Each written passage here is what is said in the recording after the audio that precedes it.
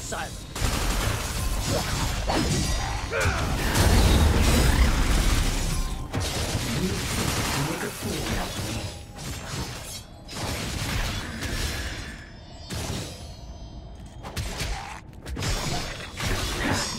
Pathetic.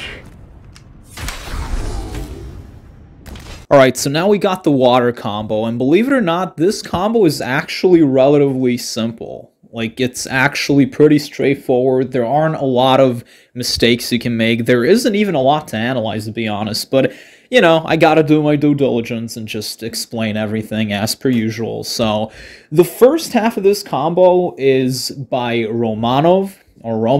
It's from one of his combos, and the second half of this combo is by Bode, or Z2, you know, the guy that made the Meltdown Vergil combo video, which is still one of the best Vergil combo videos I've ever seen. So, you know, back in late 2022, I actually wanted to, make a combo with this Bloody Palace taunt, and I just had a lot of trouble incorporating it. I had a lot of issues with coming up with the first half of the combo, and I would always encounter some issues, and in the end, I just gave up. But now, I was like, nah, you know what? This taunt is simply too cool for me to ignore. I gotta make a combo with it. So, that resulted in the water combo. So let's not waste time and let's start talking about this. So you gotta have the Mirage Edge equipped, and you gotta use High Time too, the version that launches Vergil into the air alongside the enemy. So you press right and you hold the attack button. And now you gotta use this reverse Helmbreaker, as you already know from the Heaven combo, the Wreckage combo, the Sewer combo, and a lot of other combos. Helmbreaker is just pressing the attack button once while in the air with the Mirage Edge. But to use this reverse Helmbreaker, you gotta let go of the lock-on, and you gotta press right plus attack button. Or in my case, I let go of shift, and I press D plus left mouse button. So basically, you use High Time too, so you lock on, and you press right and you hold the attack button. And while using High Time, you let go of the lock-on, and now that you're done, you press right plus attack button. So you let go of the lock-on, and you press right plus attack button to use this reverse Helmbreaker, and that's it. After this, you switch to Beowulf, and you wait just a little bit for the enemy to lose a little bit of altitude. This is very important. So you wait just a little bit, and you use Lunar Phase with Beowulf, and you immediately jump cancel Lunar Phase into Starfall. So you use Lunar Phase, which is left plus attack button with Beowulf, then you enemy step, so you jump, and you use Starfall, which is just one press of the attack button. So left plus attack button, jump, attack button. This is a setup that appeared in the Wreckage combo, the Sanctuary combo, the Pit combo, so many combos I've lost count. So you basically just jump cancel Lunar Phase into Starfall. After this, you switch to the Mirage Edge again, and you use Drive. And now that you're done with Drive, you input the Heavy Rain Blades, alright? And again, this is really important. I really can't stress how important this is. You gotta wait for the enemy to lose a little bit of altitude before actually inputting them.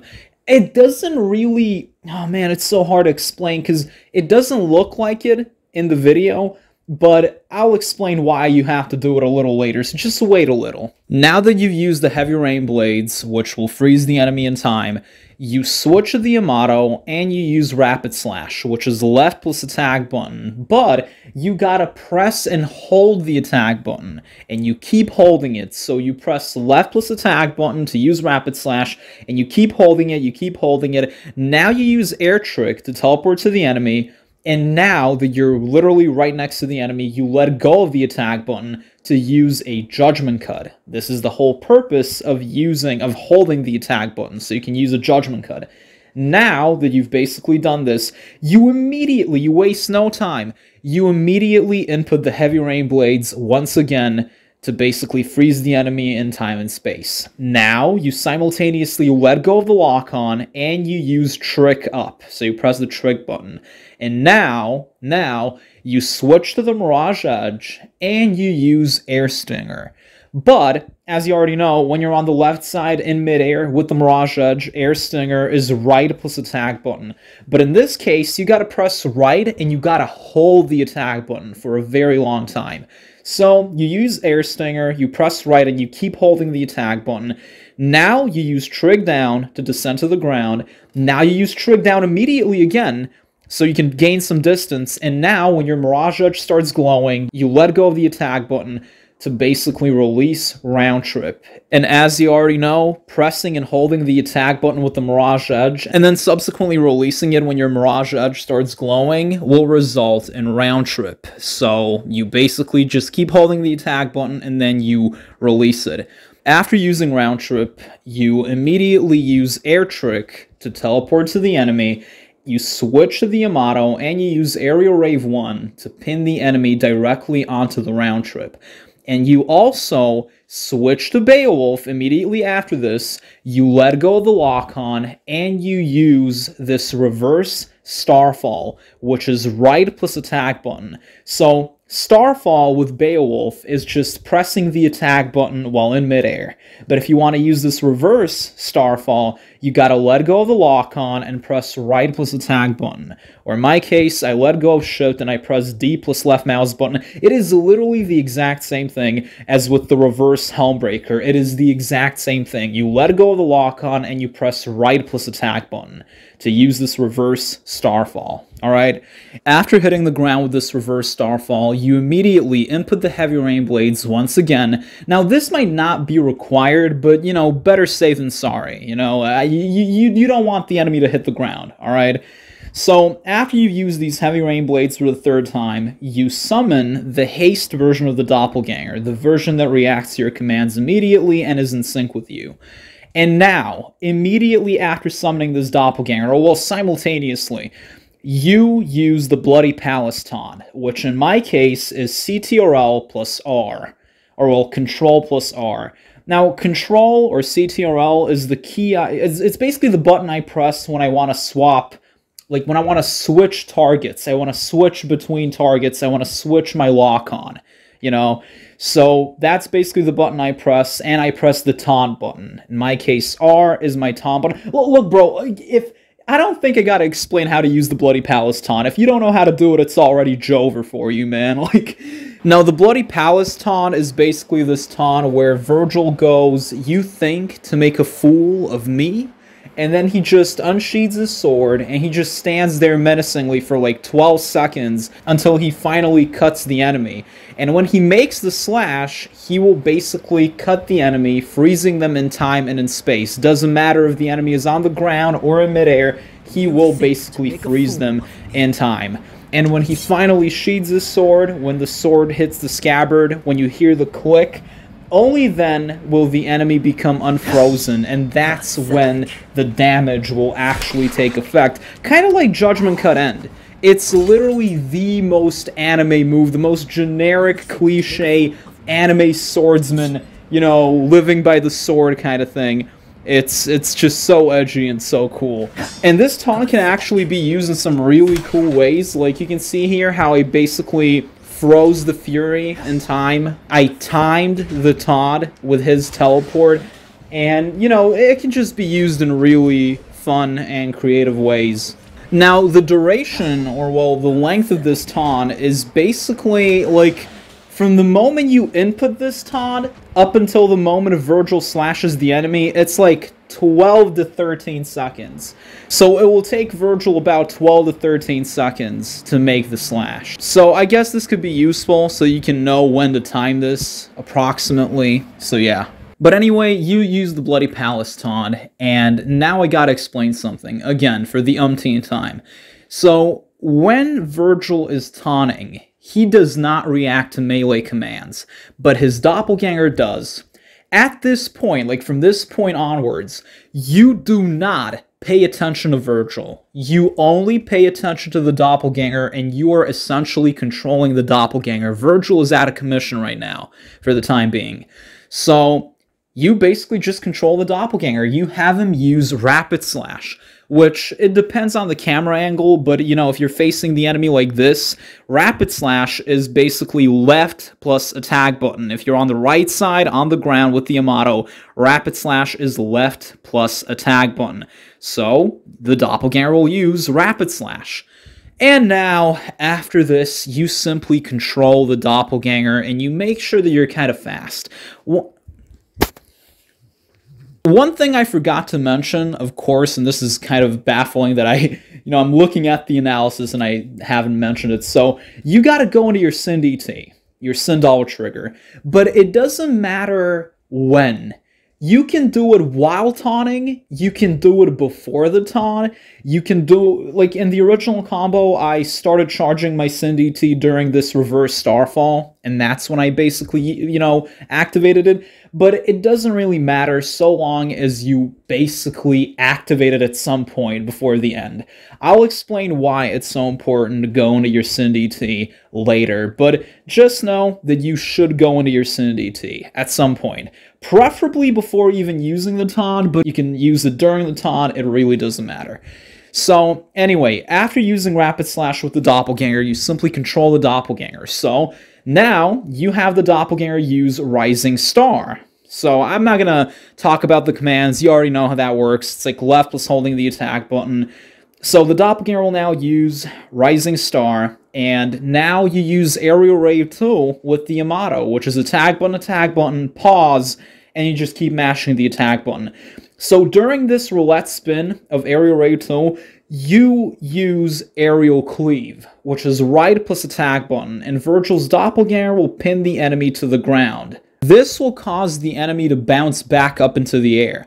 At this point, you input Void Slash with the Doppelganger, which is, I don't know, it can be back to forward, it can be left plus right, right plus left, it depends on the camera angle. So you just input Void Slash at this point to prevent the enemy from hitting the ground. And after inputting Void Slash, and after catching the enemy with Void Slash, you simply use Yamato Combo B with the Doppelganger, or well, SDT Yamato Combo B, which is attack button, pause, and you just press the attack button 2 to 3 more times. At this point, Vergil's Doppelganger will use the last hit of Yamato Combo B to send the enemy flying towards Vergil, and by this point, Vergil will have finished the taunt, and he will time this slash with the, he'll basically catch the enemy, he'll slice them while they're flying towards him in midair, and he will freeze the enemy in time. At this point, you deactivate the Doppelganger, and now Vergil will end the taunt by sheathing his sword, and the moment the sword hits the scabbard, basically the moment it clicks, the enemy will become unfrozen, and they will feel the damage. It's the most anime move, like, you're already dead, you don't even realize it yet, I slashed you, but, it's not over until I sheathe my sword. It's literally the most generic swordsman, anime swordsman move that you could possibly imagine. It's so cool and edgy. So yeah, that's basically the end of the water combo, and now we can talk about some of the mistakes you can make during this combo. One thing I forgot to mention, I don't know how because it's so important, is that you should not be too close to the enemy. Don't be too far away either, but definitely don't be way too close to the enemy. Because as you already know from the Wreckage combo, the Heaven combo, when you use this reverse Homebreaker and you're too close to the enemy, the back hits of this reverse Homebreaker will hit the enemy. They'll graze the enemy and they'll pin them to the ground. This has happened a billion times, and sometimes it's not even a distance issue. Maybe it's a timing issue. Maybe I use it too fast. I don't know. But definitely keep this in mind. Don't be too close to the enemy. Be at a considerable, well, not consider, just don't be too close to the enemy. That's it. Otherwise, this will happen, and you'll basically hit the enemy with this reverse Homebreaker, and you don't want that, obviously. This also happened a lot, and it's on me. So remember how I told you to basically wait a little before using Lunar Phase? Yeah, this is the reason. So in all of these examples, as you can see, what ends up happening is I use Lunar Phase, but I can't jump cancel Lunar Phase into Starfall. I can't use Enemy Step, and as a result, the combo fails. And the reason this happens is because I didn't wait for the enemy to lose enough altitude. I didn't wait for the enemy to be closer to the ground. And this is just really on me. Like I said, enemy step doesn't work if you're too far away from the enemy or if the enemy is higher than you. So you got to be touching the enemy to use enemy step. And clearly you're not making enough contact with the enemy here because they're at a higher altitude than you. So in all of these examples, like all of this could have been prevented if I had only waited a little before using lunar phase. That's basically it. Don't be hasty. Don't use lunar phase too fast. And yeah, that's basically it. Here you can see how Starfall provided no knockback. It didn't send the enemy flying at all. I mean, this only happened like twice, maybe? I don't even know why. I mean, I'm not really gonna look into it. It doesn't really matter. I'm just, you know, including this because it's kind of funny. So, yeah.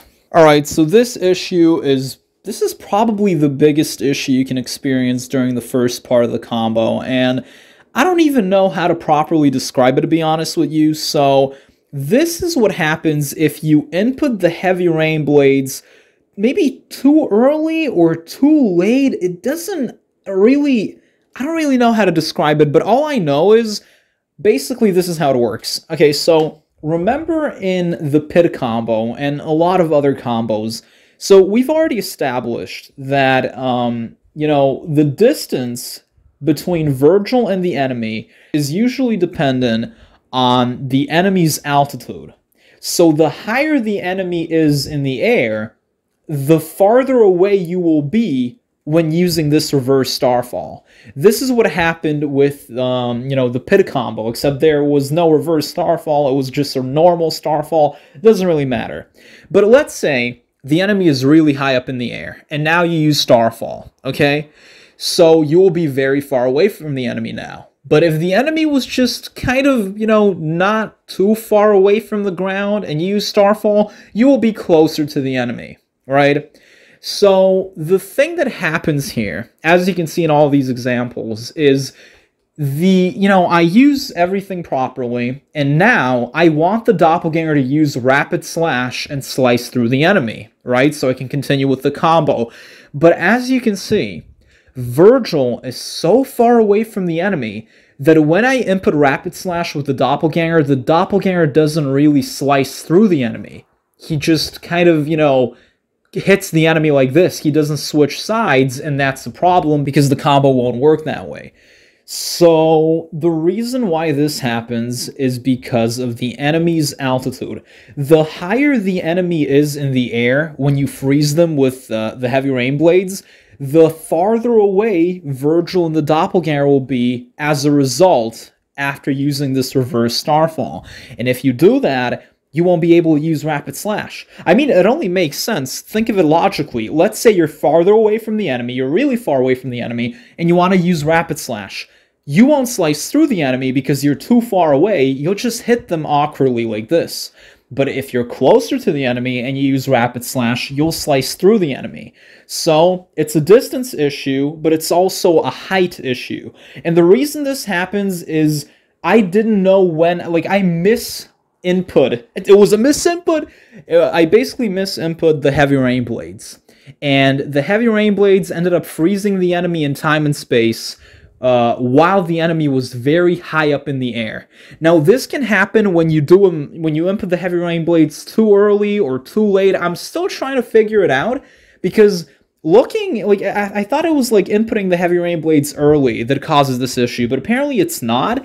It's something else entirely. I mean, you know, just don't be like me. Don't be like me. Like, this was on me. You can see this right here. Like, every single time in all these examples, when I use the heavy rain blades, the enemy is very high up in the air. And as a result, you know, I use all this stuff, and then I'm just sent way too far with this reverse starfall. And it just doesn't work. It does not work, and that's just the bummer. So make sure to input the heavy rain blades while the enemy is closer to the ground, or while they're not as high up in the air. So that's basically my advice to you. This is definitely one of the biggest, or not, this is the biggest issue you can encounter during the first part of the combo, so yeah. Here you can see how Air Stinger doesn't take Vergil anywhere. I just hit this invisible wall. I'd be lying if I said this didn't happen a lot. I mean, it didn't happen a lot, but it did happen quite a few times, so The reason this happens is because Trick Up doesn't launch Vergil higher into the air. Like, Vergil and the enemy are still kind of at, how do I put this? Like, Vergil isn't at a much bigger altitude compared to the enemy, you know? So when I use Air Stinger, I hit this invisible wall. And I think the reason for this is because you can see that when I use the Judgment Cut, Vergil is already kind of lower. He's kind of below the enemy, and he should be at the same exact height. So when I use Trick Up, I'm just not propelled very high into the air. You know, this would have been very useful during the Hell combo, but no. So anyway, you know, this is what happens. I hit this invisible wall because there isn't a drastic increase in Vergil's altitude compared to the enemy, so yeah. Here I used Air Stinger too late. As you can see, I ended up hitting this. Well, I didn't even hit this invisible wall, if you look at it. Like, I don't even know what I did here. So I ended up, you know, using the Judgment Cut, I used Trick Up, and now I wait awkwardly before using Air Stinger, and this caused Vergil to lose altitude, and then when I used Air Stinger, I ended up hitting the enemy, you know? So again, it's an altitude issue, but this time it's completely on me because I waited too long before using Air Stingers. So yeah, be on a lookout for that. This is the aerial cleave fail. This is pretty much the main reason why I didn't do this combo back in 2022. This happens a lot. So, you know how aerial cleave is supposed to basically pin the enemy to the ground, but then when the enemy has been pinned to the ground, they bounce back up into the air. And I've discussed this with the Pit combo, I've discussed this with the Hell combo actually. But, you know, sometimes when the enemy is at a much higher altitude than you, like Vergil, like the enemy is above Vergil, basically, aerial cleave will not connect. Aerial cleave will not pin the enemy to the ground at all. Like, at all. Not at all. So, that's what happens. But in this case, the enemy does get pinned to the ground, but there's no bounce up effect. So the enemy gets pinned and they just lie flat like a pancake. So this is actually what happens in the Hell combo. I actually discussed this in my last analysis. And I don't know exactly why this happens, but I think it is an altitude issue. Like, the Doppelganger and the enemy are not on the same altitude. And another reason could be the distance between Vergil's Doppelganger and the enemy, because this exact same thing happened with the Hell combo. And I think it's a height issue. You gotta make sure that the Doppelganger and the enemy are more or less on the same level, like the same altitude. And you'll notice, and this is something I do a lot for this combo, one way that I found to circumvent this is to wait a little after using the second hit of Aerial Raid 2. So during this pause, like before the roulette spin, I don't immediately start mashing. I wait a little bit for the enemy to lose altitude, and then I use the roulette spin, and then I use Aerial Cleave. This will, I'm not going to say this is guaranteed to land you a full Aerial Cleave with the bounce up effect, but I definitely think it helps. So maybe try to implement that, so when you use the first two hits of Aerial Raid 2, you make a lengthier pause, you wait for the enemy to lose a little bit of altitude, and then you use the roulette spin and Aerial Cleave. But make sure the pause isn't too long, otherwise you will reset Aerial Raid 2. So that's definitely something that just kept happening, and it kept happening, and it would not stop happening. The combo can work even without this, don't get me wrong, but it just looks really annoying to me, so yeah. Remember how I told you how you gotta go into your Sin DT? Yeah, well, this is the reason. So Yamato Combo B in base form is attack button, pause, attack button. And the third and final hit of Yamato Combo B will send the enemy flying. But in Sin DT, the third hit of Yamato Combo B doesn't send the enemy flying because there is an additional hit, and it's the sword flip, and that's the hit that will send the enemy flying. So this is the main reason why you gotta go into your Sin DT. You gotta use this Sin double trigger version of Yamato Combo B with this additional hit. And this is the only combo on my list where I actually use this Sin DT Yamato Combo B. Sure, it's with the Doppelganger, but, you know, it counts. So this is what happens if you use a normal Yamato combo B. I mean, I think it could still work, even with that. But yeah, I think the enemy might fly really far away from Vergil at that point, and maybe you won't get the chance to cut them with the taunt. So yeah, this is something, just go into your Sin DT. Just make sure you do it. Doesn't matter when, just do it. Here you can see how the pause was way too short, and Vergil's Doppelganger ended up using Yamato combo A. So, again, the pause wasn't long enough. And here, conversely, the pause was too long. So I pressed the attack button twice, and the pause I made was so long that the Doppelganger ended up resetting Yamato combo B. Definitely something can happen, but again, it's ultimately on me. And now, finally, probably the biggest issue with this combo, timing your taunt. So sometimes you'll do it too early, sometimes you'll do it too late. Most of the time, what ends up happening is the Doppelganger doesn't, he's not fast enough. So by the time he uses the final hit of Yamato combo B, Vergil is already done with the taunt. And you can see this in all of these instances.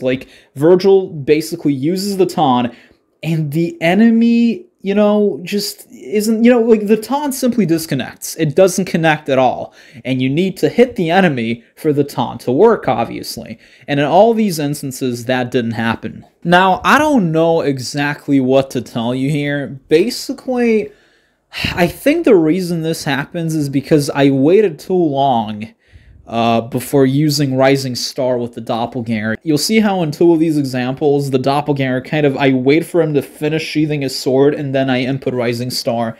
But maybe you're not supposed to wait. I think that definitely screwed me over.